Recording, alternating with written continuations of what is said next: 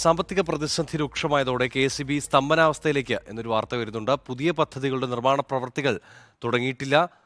അടിയന്തര പ്രാധാന്യമില്ലാത്ത നിർമ്മാണ പ്രവൃത്തികൾ നിർത്തിവെക്കാനാണ് നിലവിലെ നിർദ്ദേശം. ശമ്പളവും പെൻഷനും നൽകാൻ വായ്പയെടുക്കേണ്ട അവസ്ഥയാണ് KCBക്ക്. ചെലവ് ചുരുക്കാതെ മുന്നോട്ട് പോകാനാകില്ലെന്ന് CMD ശരത് കെ ശശി ചേരുന്നുണ്ട് വിവരങ്ങളുമായി. ശരത്ത്, ഒരു സ്തംഭനാവസ്ഥയിലേക്ക് കാര്യങ്ങൾ നീങ്ങുമ്പോൾ എന്തൊക്കെ നടപടികളാണ് ഇതിൽ നീക്കങ്ങൾ നടക്കുന്നത്?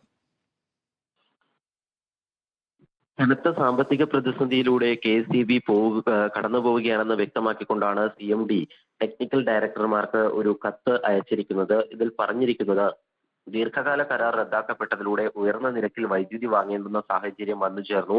അതുപോലെ തന്നെ കാലവർഷത്തിലൂടെ ആവശ്യത്തിന് മഴ ലഭിച്ചില്ല. അത് വൈദ്യുതി ഉൽപാദനത്തെ കാര്യമായി ബാധിച്ചു. സർക്കാർ വകുപ്പുകൾ, തദ്ദേശ സ്ഥാപനങ്ങൾ എല്ലാം തന്നെ വൈദ്യുതി കുടിശ്ശിക നൽകുന്ന കാര്യത്തിൽ വലിയ വീഴ്ച വരുത്തുകയും ചെയ്യുന്നു. ഇങ്ങനെ സമാനതകളില്ലാത്ത ഒരു സാമ്പത്തിക പ്രതിസന്ധി ബോർഡിന് വന്നു ചേർന്നിരിക്കുകയാണ്. ഈ സാഹചര്യത്തിൽ പെൻഷനും അതുപോലെ തന്നെ ശമ്പളവും നൽകുന്നതിന് പോലും വായ്പ എടുക്കേണ്ടുന്ന ഒരു സാഹചര്യമാണുള്ളത്. ഈ പശ്ചാത്തലത്തിൽ ചെലവ് ചുരുക്കണം എന്നാണ് ടെക്നിക്കൽ ഡയറക്ടർമാർക്ക് CMD നൽകിയിരിക്കുന്ന നിർദ്ദേശം.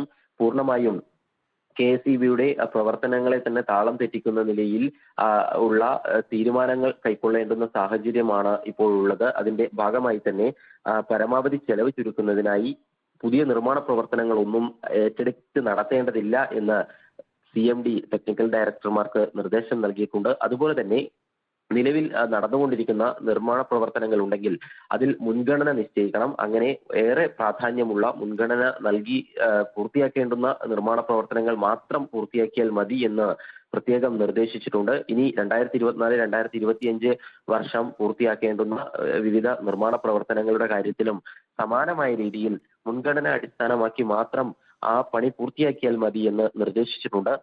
വൈദ്യുതി പദ്ധതികൾ ചിലത് പുരോഗമിക്കുന്നുണ്ട്. അതിന്റെ നിർമ്മാണ പ്രവർത്തനങ്ങളൊക്കെ ഇങ്ങനെ നടന്നുകൊണ്ടിരിക്കുന്നുണ്ട്.